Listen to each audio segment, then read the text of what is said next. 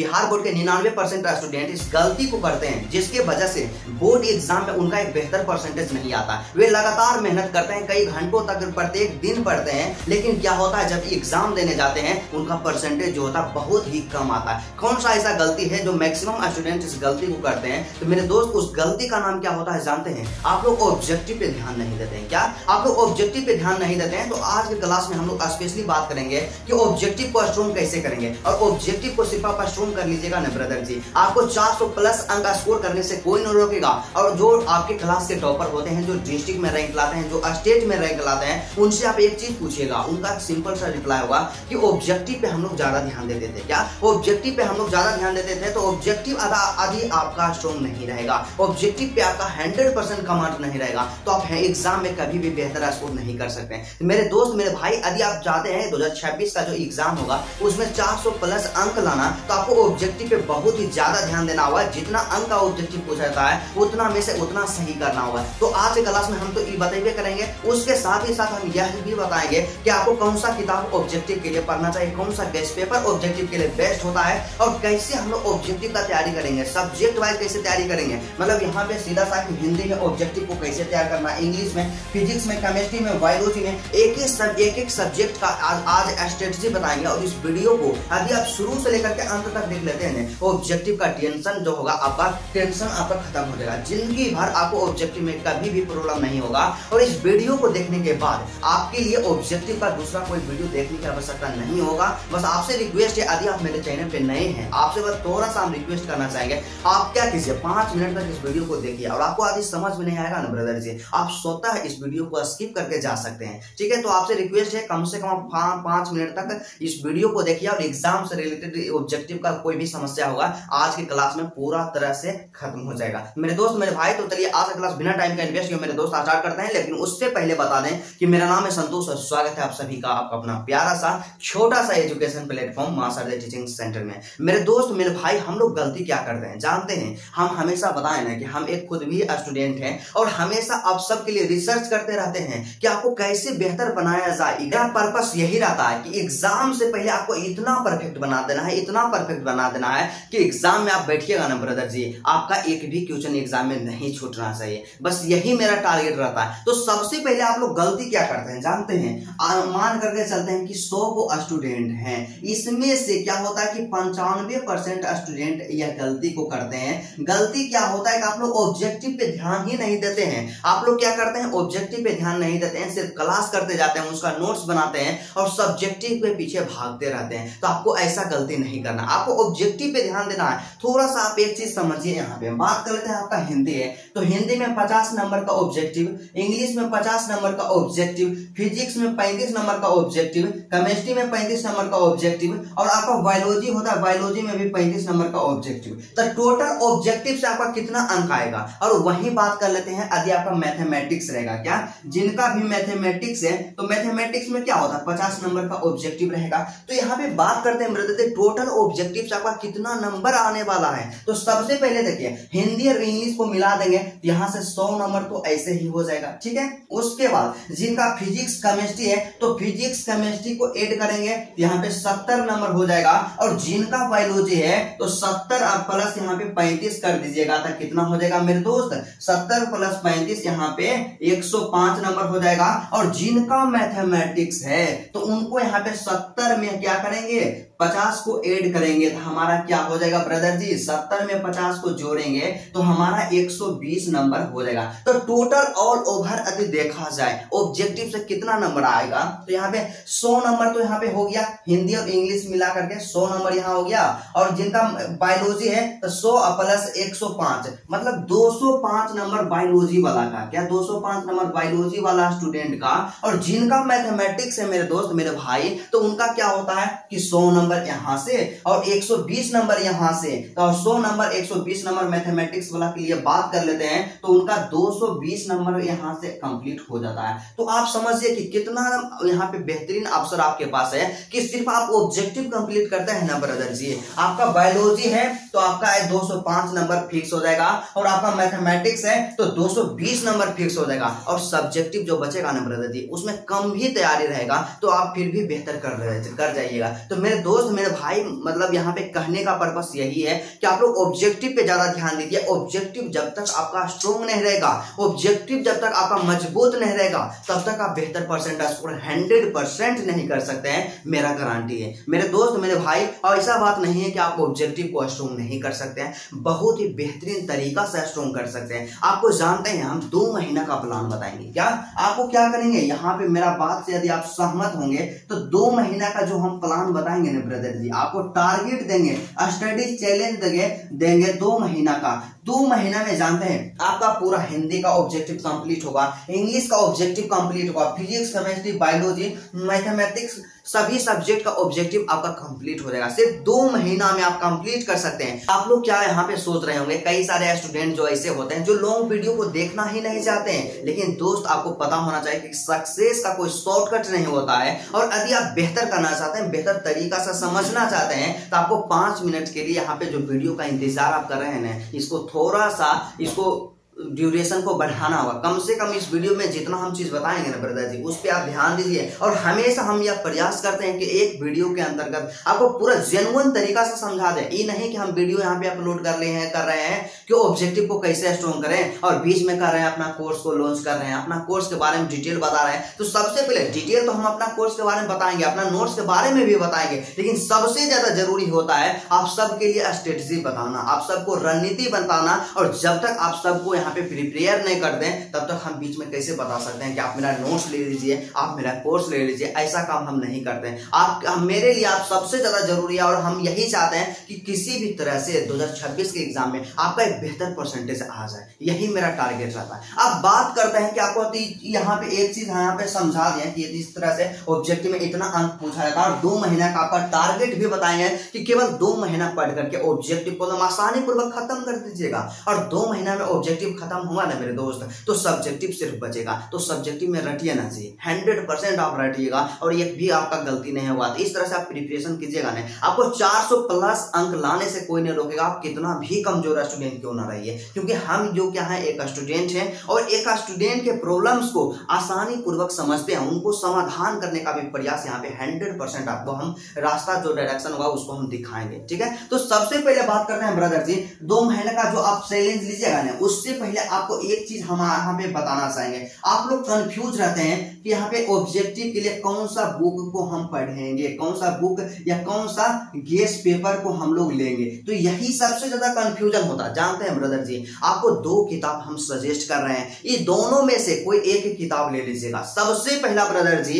यहाँ पे guest paper के बारे में बात कर लेते हैं। तो सबसे पहला जानते हैं आपका टारगेट आता है, क्या आता है, टारगेट का गेस्ट पेपर ले लीजिएगा जो कि मेरा पसंदीदा है।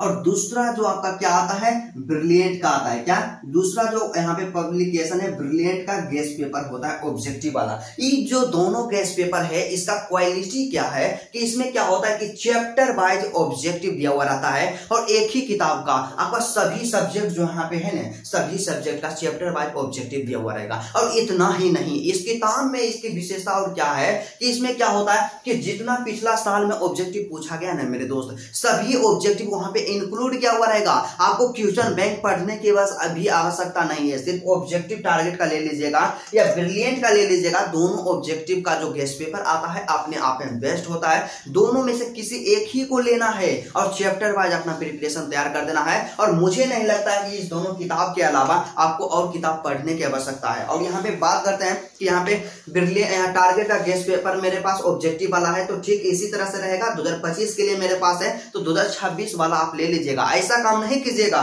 कि आपके जो भाई प्रिपरेशन के हैं, जो 2025 के लिए ऑब्जेक्टिव वाला किताब लिए हैं, वही किताब को आप भी ले लीजिएगा। आपको 2026 के लिए लेना है तो किताब का टेंशन तो यहाँ पे खत्म हो गया। आप बात करते हैं कि प्रिपरेशन कैसे करना है, तैयारी कैसे करना है। भाई आपको हम बताएं ना जी कि जब तक आपका भाई, आपका बड़ा भाई आपके साथ है, आपको कभी भी एग्जाम में दिक्कत होने हम नहीं देंगे।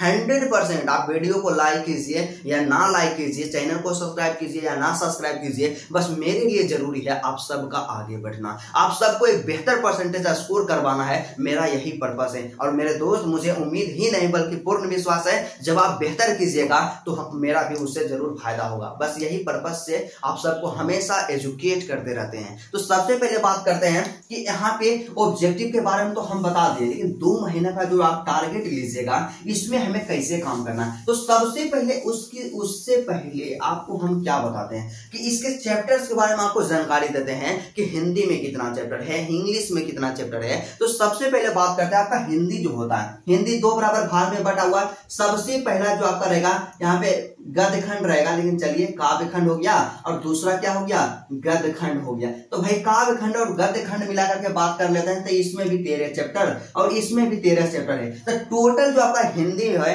हिंदी में टोटल कितना चैप्टर है, 26 गो चैप्टर है, ओनली 26 गो चैप्टर है। ठीक है, उसके बाद अगला जो आपका इंग्लिश है, तो इंग्लिश में क्या होता है, प्रोज सेक्शन या पोएट्री सेक्शन, दोनों को मिला करके बात कर लेते हैं। तो आपका कितना चैप्टर है, 21 चैप्टर है, 21 चैप्टर है। उसके बाद फिजिक्स, केमिस्ट्री, बायोलॉजी, ये तीनों में जानते हैं लगभग यहाँ पे आपका 15 गो चैप्टर है, किसी में 16 है, किसी में 15 है, लेकिन एक रेशियो लेकर के हम लोग चलते हैं कि इसमें कितना चैप्टर है, 15 गो चैप्टर है। आप लोग ध्यान से देखिएगा, इस तरह से आपको टेक्निक बताएंगे ना ब्रदर जी, आप भी मानिएगा कि हाँ भैया आप जो तरीका बताए ना बिल्कुल ही बेहतरीन तरीका है। और प्रिपरेशन जब आप कीजिएगा ना ब्रदर जी, एग्जाम में आपको दिक्कत कभी भी नहीं होगा, क्योंकि हम हवा में बात नहीं करते हैं, आपको हम ज्यादा मोटिवेट नहीं करेंगे, जो रियलिटी होगा, जो वास्तविकता होगा, हम वही आपसे शेयर करते हैं। और जब आप इस डायरेक्शन में मेहनत कीजिएगा, आपको बेहतर करने से कोई नहीं रोकेगा।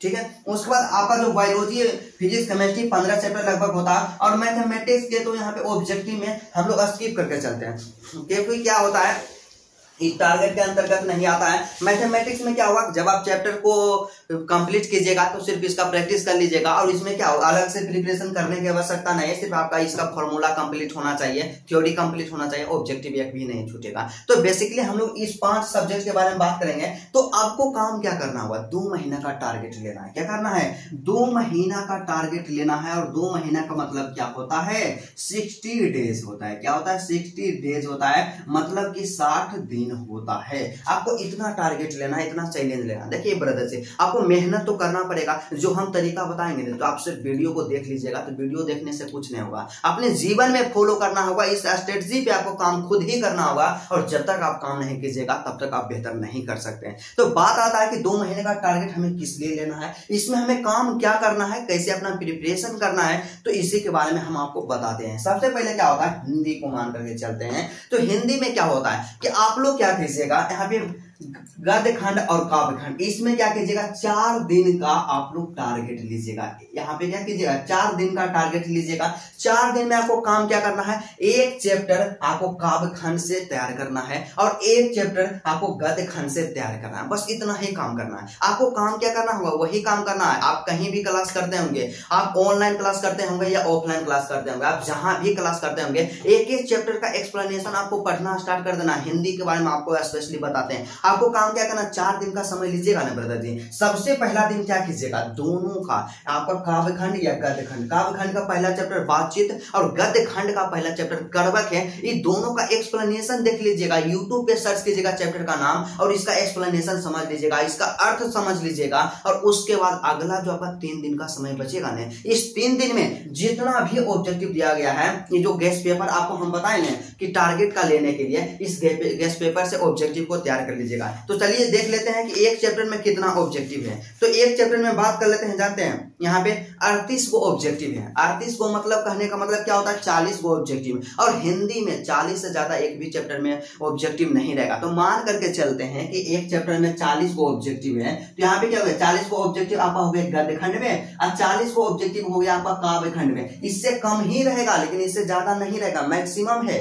ठीक है, तो आपका क्या हो गया, आप लोग क्या कीजिएगा, आपके पास 3 दिन का समय है, आप लोग क्या कर सकते हैं, तो 40 + 40 क्या हो जाएगा, 80 हो जाएगा। आपका क्या हो जाएगा, 80 हो जाएगा 80 ऑब्जेक्टिव। और यहाँ पे जब आप इसका एक्सप्लेनेशन पढ़िएगा तो इसमें क्या हो सकता है कि ऐसा नहीं कि पूरा दिन भर एक्सप्लेनेशन ही इसका पढ़ते रह जाएगा। 4 दिन का समय मान करके चलिए, ठीक है। तो 4 दिन का जो समय दिए हैं तो इसमें क्या करना है कि 40-40 ऑब्जेक्टिव, 10 ऑब्जेक्टिव आपको गद्य खंड से याद कर लेना है और 10 ऑब्जेक्टिव आपको काव्य खंड से याद कर लेना है एक दिन में। और 4 दिन में आपका पूरा एक चैप्टर गद्य खंड का और काव्य खंड का कंप्लीट हो जाएगा। और इसी तरह से आपको क्या करना है, 2 महीना तक काम करना है। और टोटल आपका 13 चैप्टर है तो 13×5 = 65 दिन मान करके चलिए, तो 65 से 60 दिन में आपका पूरा हिंदी कंप्लीट हो जाएगा, ठीक है। और वही बात कर लेते हैं आपका इंग्लिश। तो इंग्लिश में टोटल क्या है 21 चैप्टर है। तो 21 चैप्टर से इसमें भी क्या करना है कि आपको टारगेट लेना है 60 दिन का टारगेट लेना है। क्या 60 दिन का टारगेट लेना है। तो इसमें भी काम आपको क्या करना है ब्रदर जी, सिंपल सा छोटा सा,